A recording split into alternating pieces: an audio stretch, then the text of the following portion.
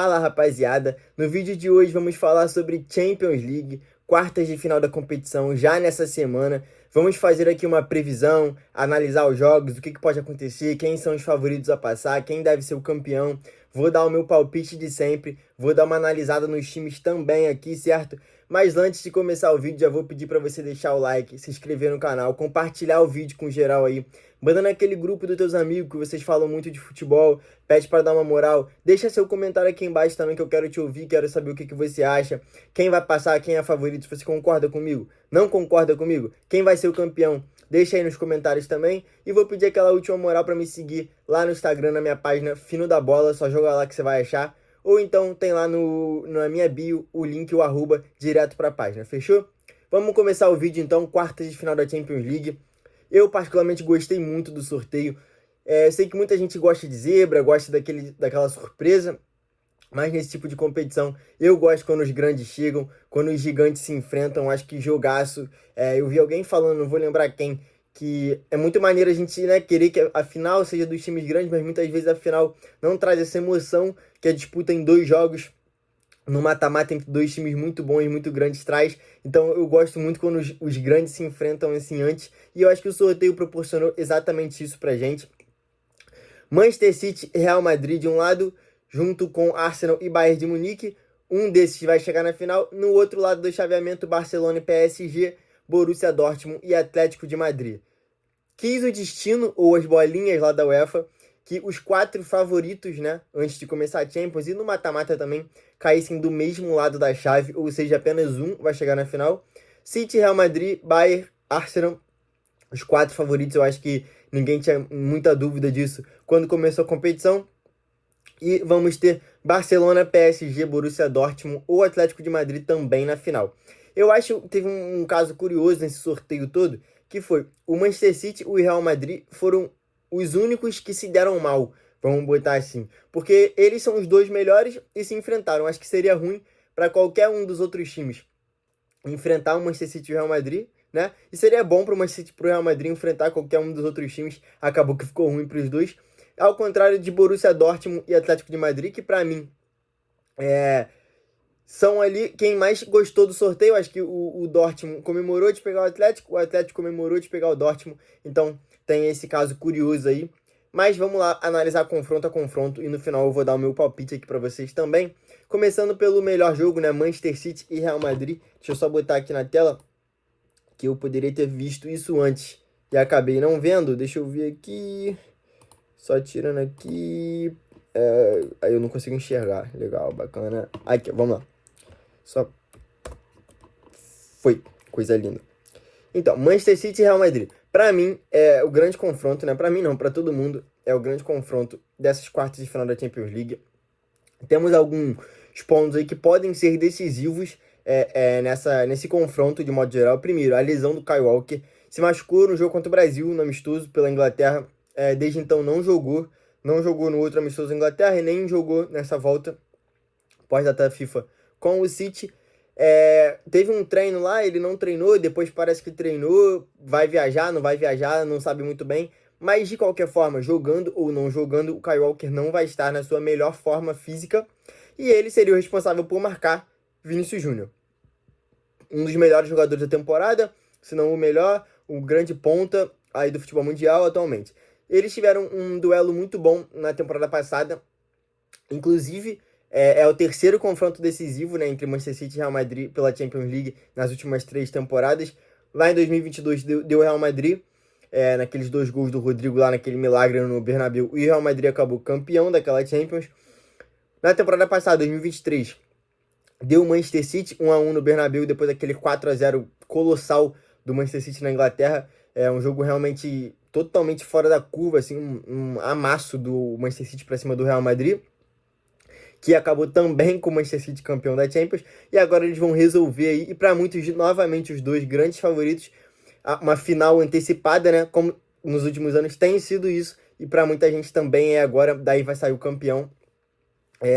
Então, voltando aqui para o caso do Vinícius Júnior com o Kyle Walker, na temporada passada acabou com aquela cena ali, o Vinícius Júnior falando, né, comentando ali com o Ederson, se eu não me engano, de que como é difícil jogar contra o Kyle Walker, que ele é um marcador muito bom, realmente o Kyle Walker é um jogador muito rápido, talvez um dos defensores mais rápidos do mundo aí, e um dos que conseguiram parar o Vinícius Júnior. Assim, acho que assim como ele, o Ronald Araújo também, em alguns Real Madrid e Barcelona, foi usado pelo Xavi exatamente com essa função, o Kyle Walker é outro, são defensores muito rápidos e de força física para parar o Vinícius Júnior. Então, se o Kyle Walker jogar, não vai estar na sua melhor forma física. E se não jogar, deve jogar o Rico Lewis, um garoto que vem jogando muito bem, mas claro, não tem a mesma qualidade, a mesma experiência. E cai muito assim, o nível da defesa do Manchester City, principalmente tendo o Vinícius Júnior por ali. O Real Madrid que sofreu muito com lesões, né? Lesões graves na temporada, principalmente de Alaba, Militão e Courtois. O Militão voltou na última partida contra o... Foi... Não vou lembrar. Contra o Bilbao, o jogo, acho que foi Atlético Bilbao, né? Que o Rodrigo fez 2 gols. O Militão voltou ali no finalzinho, entrou só para sentir o clima. Desde então o Real Madrid não jogou mais. Não se sabe quais são as condições físicas do Militão, mas ele já está disponível para o jogo. Provavelmente não na sua 100% ali por causa de ritmo de jogo, enfim, mas está disponível para a partida do Militão. Não sabemos se vai jogar. Courtois e Alaba seguem fora. Apesar do Lunin fazer uma grande temporada no gol do Real Madrid, ser um dos grandes responsáveis pela classificação do Real Madrid contra o Leipzig, e o Tchouaméni também se encaixou bem ali na zaga. Enfim, isso não tem sido grande problema para o Real Madrid, mas, né, são desfalques importantes, mas tem o Militão aí de volta. Outro ponto importante que eu falei agora, o Real Madrid não joga desde o final de semana passado. O Real Madrid teve esse jogo contra o Atlético de Bilbao, ganhou 2-0 no meio da semana. Não teve jogo do Campeonato Espanhol, né? E nesse final de semana também não, porque foi a final da Copa do Rei. Então, o Real Madrid vem aí de 10 dias de descanso, enquanto o Manchester City jogou 2 vezes. Jogaram juntos no outro final de semana, o Manchester City goleou o Aston Villa 4-1. No meio da semana, o Manchester City jogou de novo contra o... Não vou lembrar agora. Vou ficar devendo pra vocês. Não vou lembrar contra quem o Manchester City jogou. E jogou esse final. Foi contra o Luton Town que o Manchester City ganhou 2-0, poupando, né? Não vou lembrar. E nesse final de semana, o Manchester City ganhou do Crystal Palace com uma grande atuação do De Bruyne. Ou seja, desde a última vez que o Real Madrid jogou, o Manchester City jogou mais 2 vezes. Claro, isso também é um fator que pode ser determinante, essa parte física, né, das duas equipes. Mas eu acho que é um jogo muito equilibrado, como eu falei nas últimas edições, o campeão tem saído daí. Eu não sei, confesso que não tenho um favorito, assim, pra mim é muito equilibrado mesmo, é 50-50. O Manchester City, que tá ali disputando a Premier League também, o Real Madrid tem uma boa vantagem ali no Campeonato Espanhol, deve ser campeão. O Manchester City naquela briga espetacular ali com o Liverpool e Arsenal, eu acho que é um confronto muito, muito equilibrado. Para não ficar em cima do muro, eu acho que passa o Real Madrid. Tô com a camisa do City, mas acho que passa o Real Madrid. Mas para mim é 50, vou dar 50,1 a 49,9, porque realmente é um grande jogo e é um confronto muito equilibrado. Passando para o outro grande jogo, Bayern de Munique e Arsenal. Aqui temos bastante coisa para falar. Eu separei alguns pontos aqui bem importantes para a gente abordar esse confronto. Primeiro, o fantasma do Arsenal com o Bayern de Munique, né? A última vez que o Bayern de Munique pisou na Champions League foi tomando um 10-2 no agregado pro Bayern de Munique, né? A última vez que o Arsenal pisou na Champions. Então, existe esse trauma aí. Mas hoje a situação é bem diferente. O Arsenal tem o melhor ataque e a melhor defesa da Premier League nesse momento, do campeonato mais difícil, mais disputado do mundo, como você quiser chamar. O Arsenal é um time muito eficiente, que perde poucas chances de gol. O Arsenal não é um time que desperdiça muitas chances de gols. E outra, é um time que cede pouquíssimas chances aos seus adversários. A média do Arsenal é menos de uma grande chance por jogo cedida. Vamos falar aqui só de Premier League, tá? Só na Premier League o Arsenal cede menos de uma grande chance para o seu adversário por jogo.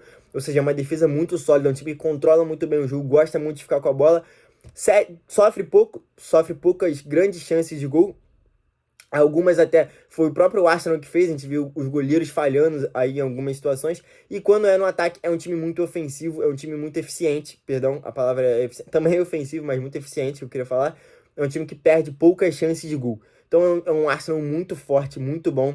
Sofreu um pouco contra o Porto, mas também o Porto é um time que se defendeu, que né, ficar um pouco mais atrás, quis se resguardar, tirou algumas das grandes armas do Arsenal, conseguiu passar nos pênaltis. É uma postura que eu não vejo o Bayern de Munique fazendo, assim como o Porto fez de se defender, dos jogadores ali, né? Não tá nesse DNA do Bayern de Munique sofrer assim. Então eu acho o Arsenal o melhor time do melhor campeonato do mundo. Então é realmente um time muito forte. Pra mim é favorito, tá? Eu acho o Arsenal favorito a passar também, mas eu não acho que seja tão discrepante como tem muita gente trazendo. E a temporada do Bayern de Munique é muito defasada em alguns pontos. Por quê? Vou explicar aqui pra vocês. Eu separei aqui, ó. O Bayern de Munique, claro, a temporada é horrível. O time tem grandes chances aí de acabar a temporada sem nenhum título. Perdeu a Supercopa, perdeu Copa da Alemanha, perdeu, muito provavelmente vai perder, né, a Bundesliga. E a Champions é muito difícil, talvez dos quatro ali da chave dele para chegar na final seja o pior time. Mas o Bayern de Munique, nessa temporada horrível, tem 80 gols no Campeonato Alemão. Sim, é o Campeonato Alemão, são adversários muito fracos e tudo mais. Mas o Bayern é o time que mais criou grandes chances de gol na Europa, dentro dos campeonatos nacionais. São 129 grandes chances de gols criadas dentro da Bundesliga. E marcou 80 gols. Então, assim, cara, realmente inexplicável. Aí você fala, mas a defesa toma muitos gols. Cara, o Bayern de Munique cedeu 39 grandes chances de gols para os seus adversários, tá? O que são as grandes chances de gols? São aquelas oportunidades que o adversário sai cara a cara, que o gol é quase certo. Que se não fizer, é um gol considerado perdido, né, pelo time que tá atacando. O Bayern cedeu 39 grandes chances para os seus adversários. Ou seja, era teoricamente o Bayern ter tomado em torno de 39 gols. O Bayern tomou 36. Só que geralmente essa média costuma ser muito mais baixa. Os times costumam sofrer muitas grandes chances e tomar bem menos gols do que sofrem de grandes chances. Porque geralmente tem goleiros muito bons. Ou porque é melhor do que os adversários, e os adversários têm uma qualidade técnica inferior. Então o Bayern de Munique cedeu 39 e tomou 36 gols. Só para efeito de comparação, o Bayer Leverkusen, que é o líder, a grande sensação da Europa, a grande sensação do campeonato alemão, cedeu 41. 41 grandes chances, ou seja, o Bayer Leverkusen cedeu mais grandes chances para os seus adversários do que o Bayern de Munique. O Bayern de Munique cedeu 39, o Bayer Leverkusen cedeu 41. Dessas 39, o Bayern tomou 36 gols. Das 41 que o Leverkusen sofreu, né? Ele tomou 19 gols. Ou seja, o Bayer Leverkusen tomou de grande chance, tomou a metade dos gols que era para ter tomado, vamos colocar assim. O Bayern é quase 100%. Então isso muito explica pela ausência do Neuer em grande parte da temporada, uma defesa frágil, mas para mim principalmente o problema do Bayern de Munique não é bola, não é futebol. O time cria, o time cede pouco, mas é anímico e mental, principalmente. O Thomas Tuchel parece, não vou falar por achismo, mas parece que perdeu completamente o vestiário ou atrapalhou o vestiário depois, né, de avisar que não ia continuar nem na metade da temporada. Ele já avisou que no final da temporada iria sair. O Bayern, nesse final de semana agora, estava vencendo o Heidenheim por 2-0 e tomou uma virada para 3-2 de um time assim que provavelmente vai ser rebaixado. Isso não é bola, não é futebol, é anímico, é mental, é tudo isso. Eu acho que a temporada do Bayern de Munique foi jogada no lixo no momento que o Thomas Tuchel anunciou sua saída, não por ele sair, mas sim porque o time já não tava, as coisas já não estavam acontecendo dentro de campo, os resultados não estavam vindo. Tá vendo o Leverkusen, numa temporada espetacular, talvez fosse em outro contexto, isso aqui seria suficiente para o Bayern ganhar a Bundesliga, porque o Borussia Dortmund, por exemplo, que é geralmente o grande perseguidor, tá bem atrás do Bayern. Então, tá vendo o Leverkusen fazer uma temporada perfeita, ou se não tivesse esse ponto fora da curva, o Bayern seria campeão da Bundesliga mesmo com esses números, mesmo com o aproveitamento que tá tendo. Mas eu não acho que seja esse time todo ruim, porque tem futebol ali. A gente vê que é um time que cria, é um time que sai de pouco, mas o Arsenal ainda é favorito justamente por o Arsenal ser um time melhor dentro de um campeonato também melhor, enfrentando times melhores. Eu acho que o Arsenal passa, mas não acho que seja um confronto tão diferente como tem muita gente falando. Barcelona e PSG. Vamos lá. Outro ponto, assim como eu falei do Kyle Walker, eu citei o Ronald Araújo naquele momento e vou citar de novo. O Ronald Araújo está pendurado com 2 cartões amarelos desde a fase de grupos. E ele, muito provavelmente, será o encarregado de marcar o Mbappé pelos mesmos motivos que eu falei do Vini Júnior. É um jogador que é um zagueiro que tem velocidade, que tem a força física, é um dos melhores zagueiros do mundo e vai marcar um dos melhores jogadores do mundo também, natural. Mas ele está pendurado. e se tomar um cartão amarelo, não joga o jogo de volta. E se tomar um cartão amarelo no jogo de volta e o Barcelona passar, não joga a semifinal. Então o Ronald Araújo vive esse dilema aí do cartão amarelo. O Barcelona tem alguns jogadores voltando de lesão, o Ferran Torres voltou há pouco tempo. O time que vive seu melhor momento na temporada, disparado, vem fazendo um jogo bom atrás do outro. O Barcelona que foi muito desacreditado, estava ali meio aos trancos e barrancos, mas vem crescendo no momento certo, principalmente depois do jogo contra o Napoli, da eliminatória contra o Napoli, onde fez dois bons jogos, dois jogos seguros, né? O Barcelona é um time que perde muitos gols na temporada, tá entre aí no top 3 dos times que mais criam grande chance na temporada e não consegue converter. É um time que perde muitos gols, e isso dá também muito pela má fase que o Lewandowski viveu. O Rafinha também viveu um momento ali muito conturbado de gols perdidos, o João Félix também, enfim, os atacantes de modo geral. Mas o Lewandowski parece que voltou a seu momento agora. O Rafinha tem sido muito decisivo na La Liga. Então, é um Barcelona que vem crescendo no momento certo, enfrentando um PSG que, na minha opinião, basicamente tem um Mbappé. É isso. Eu sei que muita gente diz que o PSG cresceu como time nas mãos do Luis Henrique, que melhorou, realmente melhorou, mas melhorou porque o sarrafo era muito baixo nas temporadas passadas. Não vejo ainda nada demais nesse time do PSG. Para mim, continua sendo muito dependente do Mbappé. Eu acho que é um time individualmente, tecnicamente, né? A técnica individual do jogador ainda muito abaixo. Eu acho que para você pensar num título de Champions League com o chaveamento que tem, com os jogadores que tem, com os adversários que tem, eu acho que um elenco muito fraco ainda do PSG.